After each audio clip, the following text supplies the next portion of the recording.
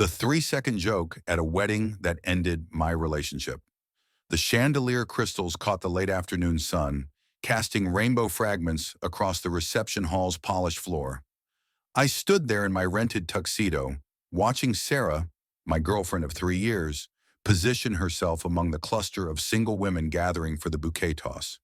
Her emerald dress shimmered as she moved, and for a moment I was struck by how beautiful she looked. If only I'd held on to that feeling instead of what came next. It was October 15th, a perfect autumn day for Rachel's wedding. Rachel, Sarah's younger sister, had planned this event for 18 months. Every detail had been meticulously chosen, from the ivory roses mixed with burgundy dahlias to the string quartet that played during dinner. The Rosewood Manor, an exclusive venue outside Boston, had cost the family a fortune, something Sarah's mother, Patricia, had mentioned no fewer than 12 times during the rehearsal dinner. I should have been paying attention to the significance of it all. Instead, I was nursing my fourth beer and scrolling through Twitter, where everyone was joking about inflation, housing costs, and how millennials couldn't afford anything anymore. "Nobody can afford to get married in this economy," one tweet read, with thousands of retweets. I'd even shared it myself that morning, adding a laughing emoji. The DJ's voice boomed across the speakers. "All right, ladies, it's time for the bouquet toss. All the single ladies to the dance floor." The familiar notes of Beyoncé's "Single Ladies" began playing, and women of all ages started gathering. Sarah turned to me with an excited grin, her hazel eyes sparkling. "Wish me luck," she called out, already moving toward the group. I watched from my position near the bar, where I'd been stationed for most of the reception. Tom, one of the other boyfriends, nudged me. "Better be ready, mate. If she catches that thing, you know what it means." He wiggled his eyebrows suggestively. "Yeah, right," I laughed, taking another swig of beer. "Like I can afford a wedding. I can barely afford rent." The truth was more complicated than that. Sarah and I had been dancing around the marriage conversation for months. She'd leave bridal magazines conspicuously placed on the coffee table. I'd change the subject whenever her friends got engaged. She'd talk about venues she loved. I'd talk about my student loans. We were in a delicate balance, neither pushing too hard, both afraid of what an honest conversation might reveal. Rachel stood at the front of the crowd, her wedding dress a confection of lace and tulle that probably cost more than my car. She was glowing with that particular radiance that brides seem to possess, her dark hair pinned up with pearl clips, her smile infectious. "Okay, ladies, are you ready?" she called out, turning her back to the group. The women jostled for position. Sarah ended up near the center, perfectly placed. Her cousin Emma stood to her left, already married, but participating for fun. To her right was Patricia's best friend's daughter, a perpetually single 40-year-old named Janet, who attended every family wedding with increasing desperation. "One," Rachel called out, fake tossing the bouquet. The women laughed and swayed. "Two." Another fake throw. More giggling, more positioning. I moved closer to the dance floor, my beer still in hand.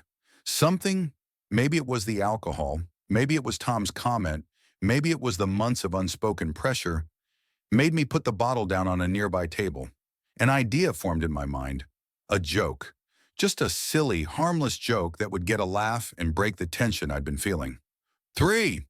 Rachel launched the bouquet high into the air. It arced beautifully, a perfect spiral of white roses and baby's breath tied with a silk ribbon. Time seemed to slow as I watched its trajectory. It was heading straight for Sarah.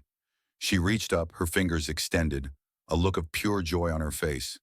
And that's when I moved. I don't know what possessed me. Later, I would replay this moment 1,000 times, each time wondering why I didn't just stand still. But in that instant, fueled by beer and bad judgment, I rushed forward.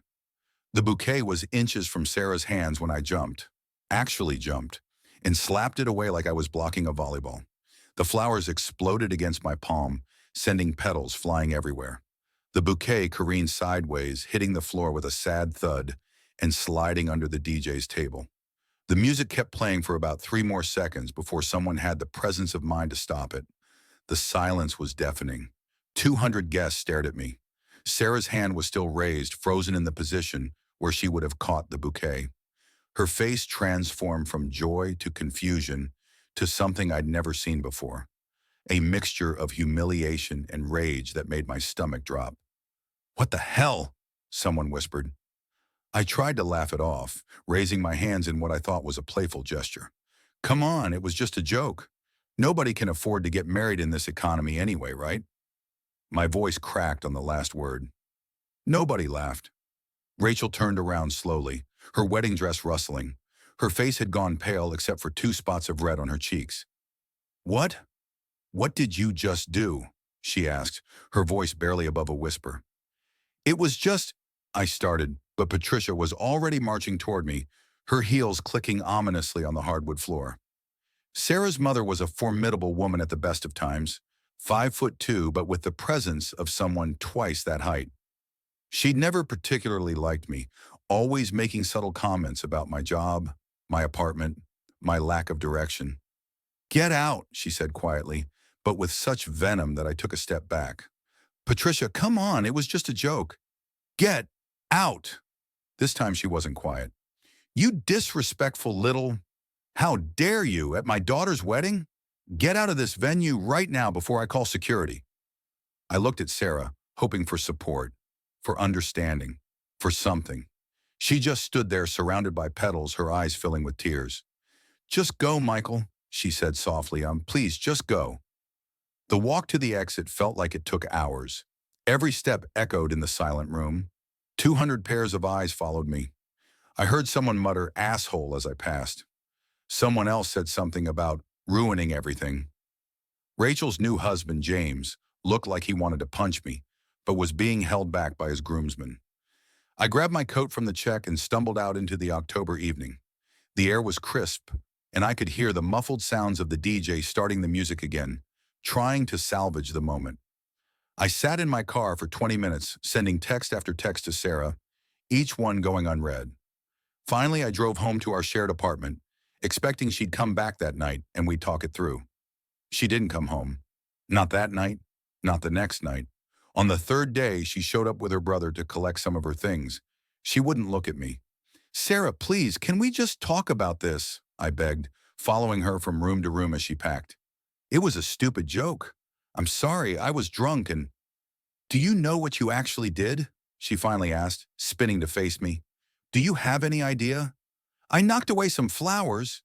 "You humiliated me," she screamed, and I'd never heard her raise her voice like that before. "In front of my entire family. My grandmother was there, Michael. My grandmother who's been asking when we're getting engaged for 2 years. My cousins, my aunts, everyone from my mom's work, all of James's family. They all saw you literally slap away the possibility of us getting married." She was crying now, angry tears streaming down her face. "And the joke, God, the joke. This economy? Really? You think my sister didn't hear that? You think she didn't internalize that her wedding, the one she's been planning since she was 12, the one my parents saved for years to afford, was something to mock?" I tried to interject, to explain that wasn't what I meant, but she kept going. "And what about me? Did you think about me at all? Everyone there now thinks my boyfriend is so repulsed by the idea of marrying me that he'd publicly humiliate me to avoid it. Do you know what my aunt said to me? She said, 'Well, at least now you know where you stand.'" My cousin posted the video on Instagram before my mom could stop her. "I've watched myself get rejected 50,000 times now. 50,000 strangers have seen you slap away my chance at catching the bouquet." "There's a video?" I asked weakly. She laughed bitterly. "Of course there's a video. There are 12 videos from different angles. You're viral, Michael. Congratulations. You're the wedding bouquet slapper. There are memes. Someone set it to music." I sank onto the couch, my head in my hands. "Sarah, I'm so sorry. I'll apologize to everyone.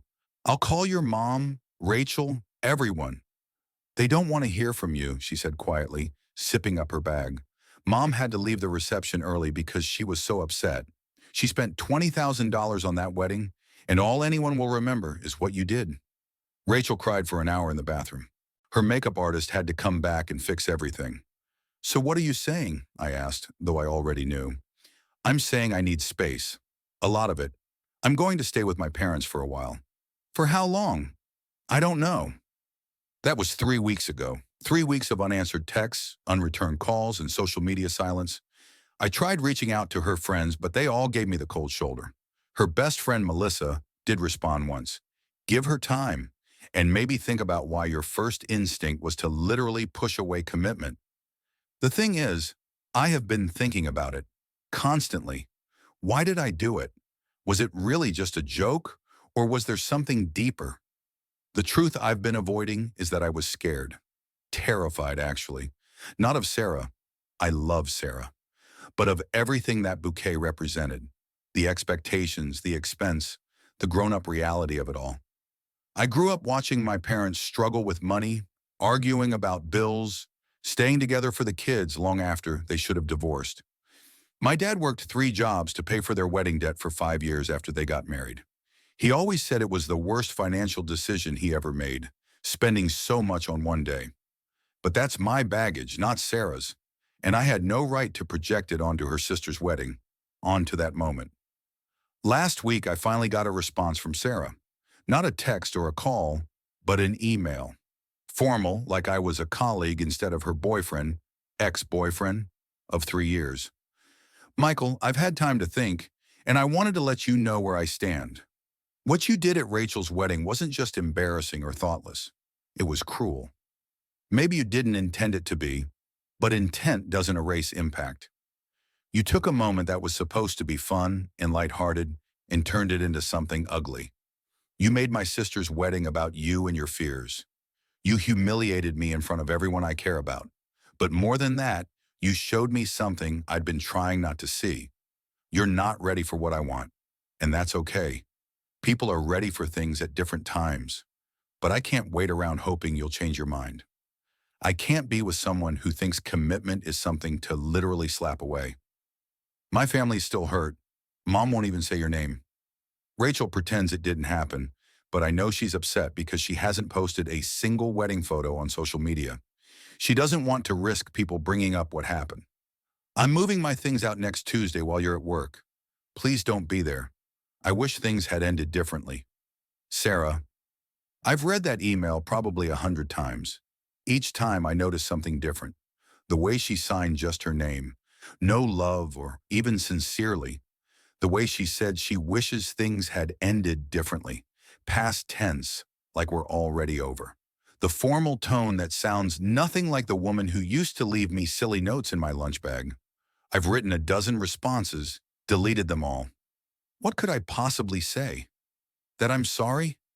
I've said that. That I didn't mean it. She knows that. That I want her back? Of course I do. But wanting something doesn't mean deserving it. Yesterday I saw on Facebook that Rachel and James returned from their honeymoon in Greece. The photos are beautiful. Sunset dinners, boat rides, ancient ruins. But you're right if you noticed what's missing. Not a single photo from the wedding itself. I've become a cautionary tale in their social circle. Sarah's cousin Emma messaged me last week. My boyfriend literally thanked you. He said after seeing what you did, he knows exactly what not to do at a wedding. It was meant to be cruel, and it was. The worst part is the aftermath I'm still discovering. Sarah's grandmother, the one who'd been asking about our engagement, apparently told the entire extended family that she's never been so disappointed in someone. Patricia banned me from all future family events, which means I'll miss the annual Christmas party I've attended for 3 years. The 4th of July barbecue where I taught Sarah's little cousin to throw a football. The Easter egg hunt where I always helped hide eggs for the kids. I'm not just losing Sarah. I'm losing an entire family I'd grown to love. Tom, the guy who made the comment about marriage at the wedding, reached out last week. Dude, that was brutal, he said over beers. I mean, funny in a viral video way, but brutal. Lisa won't even let me joke about it. She said if I ever did something like that, she'd leave me on the spot. Sarah basically did, I replied. Yeah, but can you blame her? I mean, you literally slapped away her chance at happiness. It was just a bouquet. No, man, it wasn't. It was a symbol. And you didn't just reject it. You aggressively rejected it. In public. While being filmed. He's right. Everyone's right. I took something that should have been a beautiful, fun moment and turned it into a disaster. All because I couldn't handle my own fears about commitment and acted like an immature child instead of a 30-year-old man. The thing that haunts me most is the last real conversation Sarah and I had before the wedding. We were getting ready at the hotel, and she was putting on her earrings, little pearl drops that matched her dress. She looked at me in the mirror and said, "Thanks for coming with me today. I know weddings aren't really your thing, but it means a lot that you're here." I kissed her shoulder and said, "Of course. I love you." "I love you too," she replied, then almost shyly, "Maybe one day it'll be our turn." I didn't respond. I pretended I was busy with my tie, but I saw her face fall slightly in the mirror. I should have said something then. I should have been honest about my fears, my doubts, my financial concerns. Instead, I saved it all up and expressed it in the worst possible way at the worst possible moment. Now I'm sitting in my apartment, surrounded by the ghosts of our relationship. The indent on her side of the couch, the coffee mug she always used still sitting in the cupboard, the engagement ring I'd actually bought 2 months before the wedding, hidden in my sock drawer that I'd been too scared to use. Yeah, you read that right. I had bought a ring. I was planning to propose on our anniversary in December. I wanted to marry Sarah. I just wanted to do it on my timeline, when I felt ready, when the finances made sense. But life doesn't wait for perfect timing, and sometimes a single moment of stupidity can destroy years of love. The jeweler won't take the ring back. It was custom designed with a pattern that matched her grandmother's wedding band. So now I have a $4,000 reminder of what I threw away sitting in my drawer. Sometimes I take it out and look at it, imagining the proposal that will never happen, the wedding we'll never have, the life we'll never build together. Sarah's moving on. I heard through a mutual friend that she started seeing someone, a guy from her yoga class who apparently doesn't have commitment issues. They've only been on a few dates, but he already posted a photo of them on Instagram with the caption, "Found someone who catches what I'm throwing." The double meaning wasn't lost on anyone. Meanwhile, I'm still the wedding bouquet slapper. The video resurfaces every few weeks on different platforms. Someone made a GIF. There's a TikTok trend where people recreate it. I've become internet famous for all the wrong reasons. My own mother saw it when her coworker shared it on Facebook, not knowing it was me. She called me crying, asking how I could embarrass Sarah like that. I've started therapy. Dr. Martinez, my therapist, asked me in our first session, "What were you really slapping away? The bouquet or the future?" "Both," I admitted. I was slapping away both. "And how did that work out for you?" "About as well as you'd expect." She assigned me homework. Write a letter to everyone affected by my actions. Not to send, just to write. To really understand the ripple effect of that one moment. "Dear Rachel, I'm sorry I tainted your perfect day. I know you can't post your wedding photos without someone mentioning what I did. I know your wedding video has an awkward edit where they had to cut out the bouquet toss. I know that when you think about your wedding, there will always be this moment of cringe. You deserved better. Dear Patricia, I'm sorry I disrespected your family and the event you worked so hard to make perfect. I know you never liked me much, and I proved you right in the worst way. You were protecting your daughters, and I understand why you'll never forgive me. Dear James, I'm sorry I created drama at your wedding. You should have been able to enjoy every moment without some idiot making it about himself. I hope you and Rachel are happy together. I hope you never give her reason to doubt your commitment. Dear wedding guests, I'm sorry I made you uncomfortable. I'm sorry I created a moment of such awkwardness that you didn't know whether to laugh or gasp. I'm sorry some of you are in the background of a viral video you never asked to be part of. Dear Sarah, I'm sorry for everything, for the humiliation, the heartbreak, the viral nightmare, the family drama, for not being brave enough to talk about my fears honestly, for expressing them in the most hurtful way possible, for taking a moment that should have been fun and turning it into the end of us. You deserve someone who would fight to catch that bouquet for you, not slap it away. I'm sorry I couldn't be that person. Dear Michael, you fucked up. You let fear and immaturity destroy the best thing in your life. You hurt people you cared about. You became a meme instead of a husband. Learn from this. Do better. Be better. Even if it's too late for Sarah, don't let it be too late for you to grow. It's been a month since the wedding now. The bruise on my palm from slapping the bouquet has long since faded, but everything else remains. Patricia still won't acknowledge my existence. Rachel and James are happily sharing honeymoon photos, carefully cropped to exclude any wedding content. Sarah is exploring something new with Yoga Guy. And me? I'm still here, in an apartment that feels too big, holding a ring that will never be worn, replaying a moment I can't take back. The joke I thought was so clever, so timely, so relevant to our economic situation, turned out to be the most expensive mistake of my life. Not in dollars, though the ring and my half of the rent without Sarah is certainly adding up, but in what it cost me in love, respect, and future happiness. I think about the trajectory of that bouquet often, how it was sailing perfectly toward Sarah's hands, how happy she looked in that split second before I intervened, how different everything would be if I'd just let her catch it, if I'd smiled and hugged her, if I'd let her have that moment of joy and tradition. But I didn't. I slapped it away. And with it, I slapped away my future with the woman I loved. So to answer the question I've been asked 100 times in comments, in DMs, in real life, yes, I was the asshole. Not just an asshole, but the asshole. The one who went viral for being so commitment phobic that he literally physically rejected the very symbol of marriage advancement. The one who turned a sweet tradition into a relationship-ending disaster. I was the asshole who confused fear with humor, who prioritized a cheap laugh over my girlfriend's feelings, who made someone else's wedding about my own insecurities. I was the asshole who had a ring in his pocket and a proposal in his heart, but couldn't get out of his own way long enough to let love win. The bouquet has probably long since wilted and been thrown away.